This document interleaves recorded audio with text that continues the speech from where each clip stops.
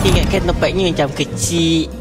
Rupanya lengkap lah, semua lengkap. Dia punya tempat belajar, lepas tu ada tempat untuk orang rehat, ada kafe and so on.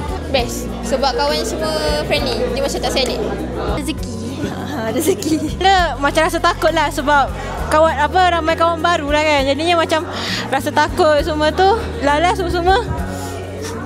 Jadi kawan ni lah. Senyaman je best dan dapat juga kenal orang-orang baru. Excited. Lagi-lagi macam new experience dan boleh gain more education dari sini. Kejap jugalah tempat macam kurang tahulah, tapi lepas dah pergi sini okeylah, memang sesuai untuk saya. Tu saya tengah tidur. Lepas tu ibu saya, mama saya lah datang dekat saya kata, "Abang nak ikut tak mak pergi mall baru?" Saya datang lah. Dia orang kata, "Alang-alang dekat mall ni masuk jalan sekali universiti ni."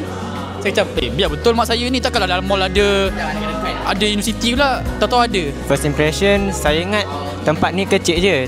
First saya tengok. Lepas tu masa tu ada event Explorance, saya keliling SIUC. Oh, rupanya besar juga SIUC.